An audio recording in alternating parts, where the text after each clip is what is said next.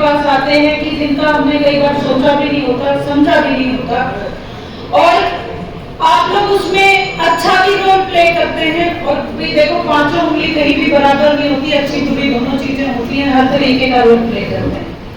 और सबसे ज्यादा समाज को बनाने में आप लोगों का सबसे बड़ी भूमिका होती है। तो ये संस्कृति बचाओ हरियाणा बचाओ बात क्या है कि ऐसी क्या बात है कि भी मेरे जैसी एक लड़की को ये बात बोला जाता है कि भी अक्सर समाज निर्माण में आदमियों की भूमिका बहुत ज्यादा रही है, एक लड़की को क्यों सामने आना। अगर मैं अपनी राजनीतिक भूमिका की बात करूं, मेरे राजनीतिक परिचय की बात करूं, मैं एक पार्टी की टॉप 3 लीडरशिप में आती हूँ, नेशनल लीडरशिप में आती हूँ। पार्टी छोटी हो या बड़ी हो मायने नहीं रखता, लेकिन आपका कद क्या है उस पार्टी में मायने रखता है। मैं पिछले 10-12 साल से राजनीति में हूँ और सक्रिय भूमिका में हूँ, और आज मेरी पार्टी में माननीय पवार साहब, शरद पवार साहब की पार्टी में, एनसीपी में मैं हूँ, और उसकी टीम लीडरशिप में मैं दिल्ली में आती हूँ। तो एक बात, ये बात मैं इसलिए आप लोगों को बता रही हूँ, मुझे राजनीति करने के लिए इस तरीके से मंच लेने की जरूरत नहीं है। मैं आप लोगों के बीच में पूरी तरह सामाजिक बात लेके आई हूँ। मेरा इससे डायरेक्ट इनडायरेक्ट कोई भी राजनीति करने का उद्देश्य नहीं है।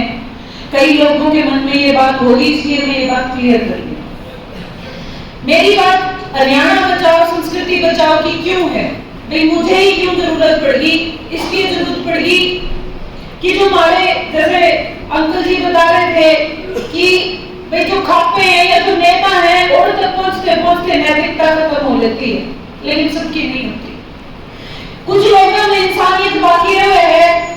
मेरे जैसे लोग जो बहुत छोटे परिवेश से उठ के बहुत आम तरह तक उठकर तक पहुंचे हैं, तो हमें पता है कि हमारे समाज की प्रॉब्लम क्या है।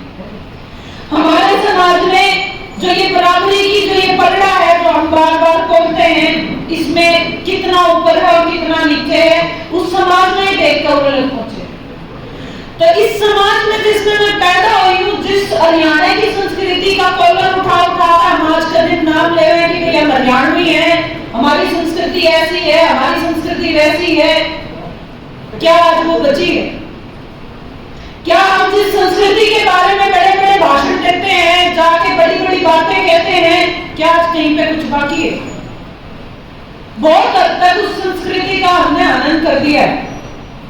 क्यों कर दिया है? क्योंकि हम खुद ही आवाज उठाना नहीं चाहते।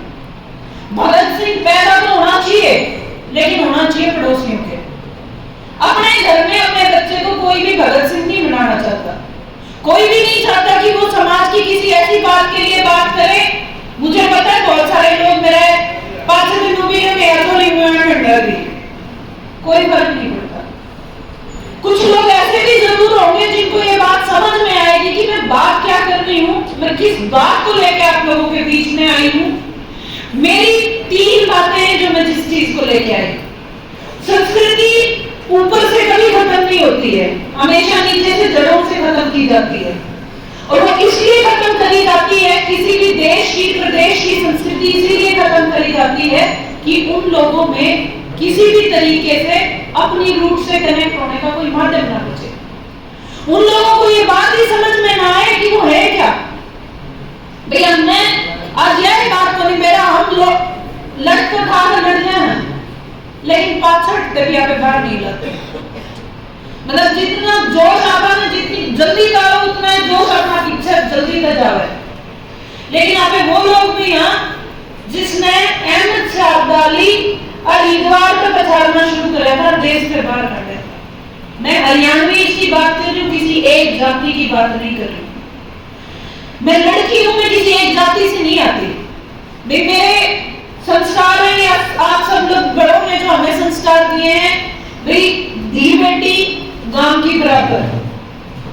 बेटी जो होती है वो गांव की बराबर है। जब किसी के बारात हम लेके जाते हैं तो आप जानी मानता हूं, जिस भी गांव में आपका गांव की चाहे कोई भी बारात जाओ, किसी भी जाति की बारात जाओ, तो आप जानी मानना 36 बिरादरी। उस बात से मतलब ये वो 100 रुपए देने से या 1 रुपया जो पहना दिया करते, उस बात से देने से नहीं है। उस बात से मतलब ये है उस लड़की को ये बता के आना कि भाई चिंता मत करना, आपका जो ये 36 बिरादरी जिसको आप टेढ़े के रूप में पूछते हो, ये आपके पीछे खड़ा है और आपको घबराने की जरूरत नहीं। आप गांव की इज्जत हो, किसी एक बाप की इज्जत नहीं हो। क्या मैं गलत कह रही हूँ? हम इसी के यही बात के लिए हम डाणे मान के आते हैं, यही बात के लिए हम उसको ये बात 100 रुपए 10 रुपए दे के आते हैं कि भाई तू चिंता मत करियो, हम हैं, पूरा गांव तेरे पीछे। लेकिन आज क्या हो रहा है? आज उसी गांव में बच्चे कामकली में लगा लीजिए, उम्र के जोश में लगा लीजिए, या एक्सपोजर ना होने की वजह से, उन्हें पता ना होने की वजह से लगा लीजिए, आपस में कोर्ट में जाते हैं, माँ बाप से ऊपर, घर कुंबे से ऊपर, गांव से ऊपर होके शादी करके सर्टिफिकेट ले जाके हस्बैंड वाइफ बन जाते हैं। वो बच्चे जो सुबह तक बहन भाई या चाचा भतीजी थे, वो हस्बैंड वाइफ हो जाते हैं शाम तक। आज हमारा समाज इस तरफ बढ़ रहा है। दूसरी बात जो मैं कर रही हूँ, मैं गोत्र की बात कहती हूँ। गोत्र क्या है? मैं कौन हूँ? मैं क्या हूँ? मैं एक ऐसे इंसान से हमारा जड़ शुरू हुई है, कोई ढूंढ नाम के आदमी ने कोई ये गोत्र शुरू किया होगा। और आप लोग कानून के ज्ञाता हैं, आप लोगों को पता होगा कि ये प्रावधान है कि ये कानून बन सकता है। मैं आप लोगों का समर्थन मांगने के लिए यहाँ आई हूँ। और सोशल एडजस्टमेंट्स ऐसी है, मैं ये नहीं कह रही कि जींद जैसे शहर में जहाँ भाई अलग अलग गांव के लोग एक ही बराबर में रहते हैं, उनमें शादी बंद हो जाए, या जहाँ एसडीएम बैठ रहा है कि जहाँ अलग अलग गांव के लोग 10, 20, 15 गांव के लोग अलग अलग इलाकों से रहते हैं, या जैसे अगर हम बात करें सिरसा साइड गांव में भी होती है कई जगह, उन एक्सेप्शंस की बात नहीं कर रही मैं उन जगहों की बात कर रही हूँ, उस 95% हरियाणा की बात कर रही हूँ जिसमें ये चीजें मान्य है, जिसमें अगर बच्चे इस तरीके का स्टेप उठा लेते हैं तो माँ बाप आश्चर्य का पात्र हो जाते हैं। और इससे किसी का घर छूटता नहीं है, ना मेरा है, ना आप लोगों का है, ना उन लोगों का है जो अनपढ़ है, या ना उन लोगों का है जो किसी जगह पे बहुत अच्छे से जगहों पे बैठे हुए हैं। हर किसी के घर में, जिसके घर में औलाद है या जिसके घर में औलाद आने वाली है, हर उस माँ बाप का डर है। किन्हीं का डर सच हो गया, किन्हीं की पगड़ी बच गई और किसी की रुड़ गई और रुड़ रही है। लेकिन इसमें आप लोगों का कंट्रीब्यूशन बहुत जरूरी है। जब तक आप लोग इस चीज के लिए आवाज नहीं उठाएंगे, अब आप लोग लिविंग रिलेशनशिप की बात कर रहे थे, तो वो क्या है? वो भी तो इसी का एक एक्सटेंडेड पार्ट बन गया। अब मैं कलरन गांव की घटना बताऊंगी आपको।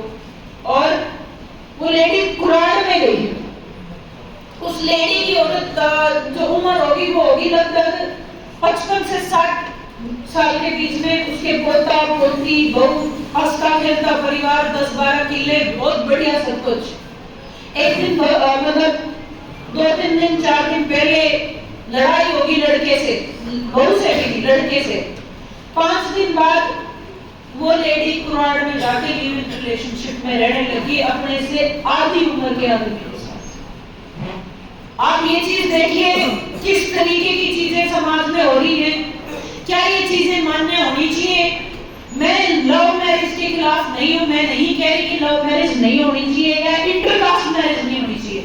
मैं दोनों चीजों को सपोर्ट करती हूँ, मुझे इन दोनों चीजों से कोई प्रॉब्लम नहीं है। लेकिन अपनी एक सोशल रिफॉर्मेशन है, जिस सोशल स्ट्रक्चर में हम रहते हैं हमें उसका ध्यान रखना चाहिए।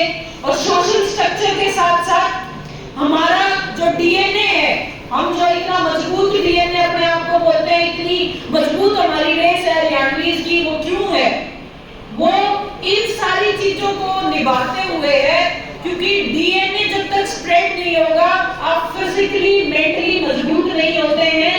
जैसे जैसे आपका डीएनए सेम होता जाएगा वैसे वैसे बहुत ज्यादा चांसेस बढ़ जाएंगे कि आपके बच्चे में जो आने वाली औलाद है उसमें शारीरिक या मानसिक अपंगता हो सकती है। ये बहुत ज्यादा चांसेस बढ़ जाते हैं इस बात के। और ये मैं नहीं कह रही, ये बहुत सारी स्टडीज कह रही है, बहुत सारी यूनिवर्सिटीज कह रही है, बहुत सारे लोग जो इस बात पे कोई पीएचडी कर रहा है, कोई स्टडी कर रहा है, वो लोग कह रहे हैं। तो आप लोगों का मैं इसी चीज के लिए यहाँ समर्थन मांगने आई हूँ। अगर मेरे से कोई बात गलत कही गई हो तो मैं हाथ जोड़ के माफी